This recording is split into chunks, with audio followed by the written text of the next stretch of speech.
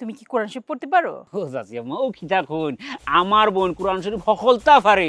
টিকটকে আমার বোন পিএইচডি, অর্থ সিলেট বিভাগের ভিতরে আমার বোন ফার্স্ট। খালাম্মা ওর কিন্তু অনেক ফলোয়ার, 110টা।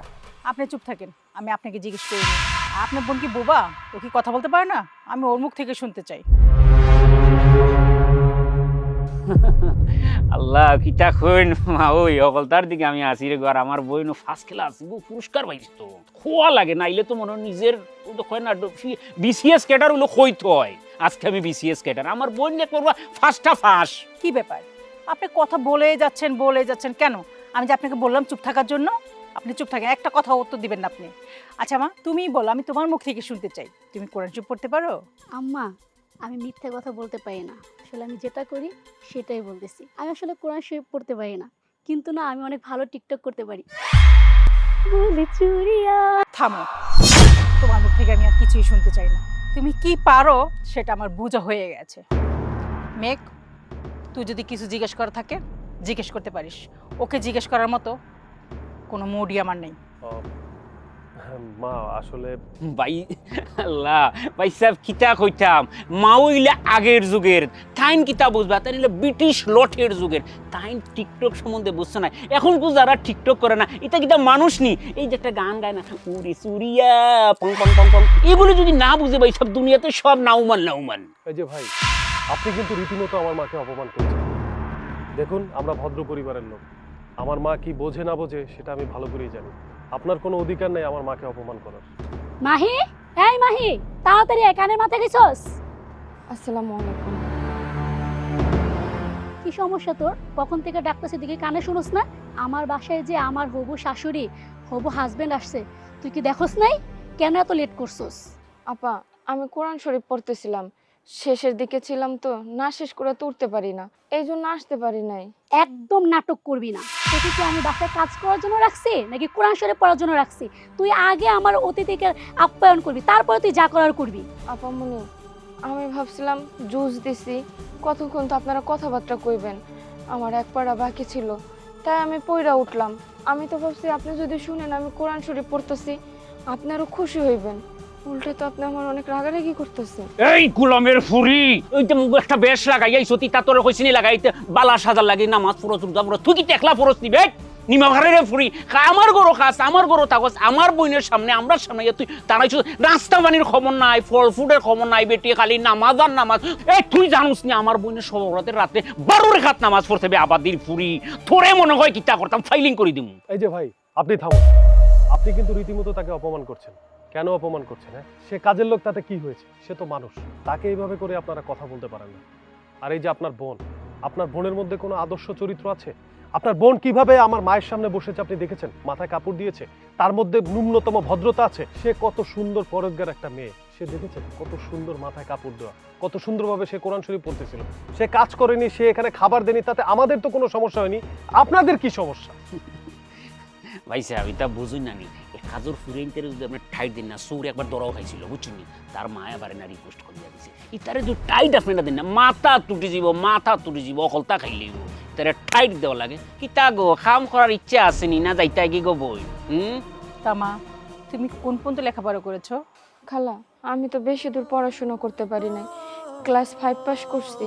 তবে সবসময় কোরআন শরীফ পড়তে পড়তে কোরআন শরীফ আমার মুখস্থ হয়ে গেছে। আর তাছাড়া ঘর সংসারের কাজ কাম করতে আমার খুব ভালো লাগে, মার সাথে সাথে আমি সবসময় ঘর সংসারের কাজ নিয়ে ব্যস্ত থাকতাম, এই জন্য পড়ালেখাটা আর করা হয় নাই। মেয়ে আমাদের খুব পছন্দ হয়েছে। আল্লাহ, পছন্দ হইতো না কি তার লাগি পুরা সিলেট সিটির মিজে আমরা ফার্স্ট। পছন্দ হইবই, আমার বোন টিকটকে নাম্বার 1। দাঁড়ান, আপনার বোনকে আমাদের পছন্দ হয়নি, আমাদের পছন্দ হয়েছে এই মেয়েটাকে। আমার ছেলের জন্য যদি বউ করি তাহলে আপনাদের কাজের মেয়েকেই করব, অন্য কাউকে না। আর আপনার বোনের কথা, আপনার বোনকে তো আমার পছন্দই হয়নি, কারণ আমরা কোনো টিকটকার চাই না। আমি চাই আমার ছেলের জন্য ভদ্র একটা বউ, যে ঘরে 5 ওয়াক্ত রোজা নামাজ করবে, আমার খেয়াল রাখবে, আমার ছেলের খেয়াল রাখবে, আমার সংসারটাকে পুরো আগলিয়ে রাখবে। ওরকম একটা বউ চাই, কোনো টিকটকার না। বুঝতে পারছেন? ও কিতা কইলাম মা ওই পয়সা মনে হয় একটু ভুল বুঝিলে এরা ও খামের ফুরি গো মা ওই খাম করে খায় কোনো কিচ্ছু না ঈদের সময় কাপড় চোপড় দিছি তাই মারে দিছি 14 গুষ্টি এটা গুলাম বেটি খাল লগে তুমি কথা করে গো আমরা কোনানো বেটি আর তুমি কোনা বুঝতে একটু ভুল সমস্যা। এই যে ভাই আপনি থামুন। আর এই যে আপনার বোনের মধ্যে কোনো আদর্শ চরিত্র আছে? আপনার বোন কিভাবে আমার মায়ের সামনে বসেছে আপনি দেখেছেন? মাথায় কাপড় দিয়েছে, সে দেখেছেন কত সুন্দর মাথায় কাপড় দেওয়া। একদম চুপ করেন। সব কিছু হয়েছে তোর জন্য। তুই এখানে আসছস, আয়শা তুই কোরআন শরীফ পড়তেছিলি, এগুলো তোর কে বলতে বলছে? সবার সামনে ভালো সাজছস, তুই একদম ভালো সাজার চেষ্টা করবি না। তুই আজকে এদের সামনে আমার যেভাবে অপমান করছস, আজকে তোর জন্য আমি এদের সামনে বসে এত খারাপ খারাপ কথা বলতে বাধ্য হইছি। তুই আমাকে বাধ্য করছস। তুই তো আমার ভাইকে ভালো করেই চিনস। তোর ভবিষ্যৎ আমি নষ্ট করে দেবো, আর তোদের 14 গোষ্ঠী আমি এই গ্রাম থেকে আউট করে দেবো আমার ভাইকে দিয়ে, দেখিস। খালামণি এই কাদের বুয়া আর আমি হইছি আপনার বাসার দারোয়ান। হেরে আমার লাগে বিয়ে দেন, হেরে সবচেয়ে ভালো হইবে। একদম চুপ থাক, একটা কথাও বলবি না। কার সাথে কাকে বিয়ে দিব সেটা আমি বুঝবো, তুই না। তুই চুপ করে বসে থাক। মা, আমার ছেলেকে বিয়ে করতে তোমার কোনো সমস্যা নাই তো? আপনার আমি অনুরোধ করতেছি, আমাকে আপামনির লাগে স্যারের বিয়াটা দেন। আপনি ভাইবা চিন্তা কথা কন, কি পাগলামি শুরু করলেন কোন তো?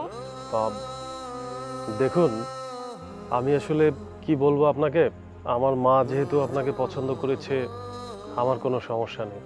আর আপনি বিয়ে করতে কেন রাজি হচ্ছেন না সেটাও আমি বুঝতেছি না। দেখুন, আমিও আপনার মতো পরেজগার, 5 ওয়াক্ত নামাজ পড়ার চেষ্টা করি। আসলে পৃথিবীর সবচেয়ে মূল্যবান সম্পদ হলো তার ওয়াইফ। তার ওয়াইফ যদি আসলে পরেজগার না হয়, তাহলে বাচ্চা কাচ্চা হলে তারাও আসলে বিগড়ে যায়। তাই আমি আসলে সুশিক্ষিত, টাকা পয়সা আল্লাহ মেয়ে চাই না। আমাদেরকে আল্লাহ যা দিয়েছে আলহামদুলিল্লাহ। তা আমি বলছিলাম কি, আমার মা যেহেতু আপনাকে পছন্দ করেছে, আপনি যে একটা বাসায় কাজ করেন তাতে আমাদের কোনো সমস্যা নেই। আপনি ভালো মানুষ, এটাই আমাদের দরকার। তাই আমি বলছিলাম আপনি বিয়েতে রাজি হলে আমিও আপনাকে প্রাপ্য সম্মান দিয়ে আমার ঘরে নিয়ে যাব। দেখেন, আপনি কইলেই তো হইব না। আমার পরিবার আছে, আমার মা আছে। আমার মা যদি রাজি থাকে তাইলে আমিও রাজি। আমার মায়ের অমতে আমি কোনো কিছু করতে পারবো না।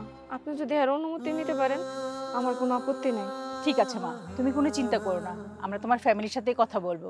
তোমার ফ্যামিলি যদি মত দেয় তাহলে আমার ছেলের সাথে তোমাকে বিয়ে দিব। খালাম্মা, ওর জন্য এরকম নামাজি পরহেজগার বই ঠিক আছে। এই মেয়েকে সিলেক্ট করে আপনি ভালো করেছেন ওর জন্য। মা, এদের মতো অমানুষের সাথে যদি তুমি থাকো না, তোমাকে ওরা নির্যাতন করে শেষ করে দিবে। তুমি আমার সাথে চলো, তোমাদের বাড়িতে যাই। চলো। চল।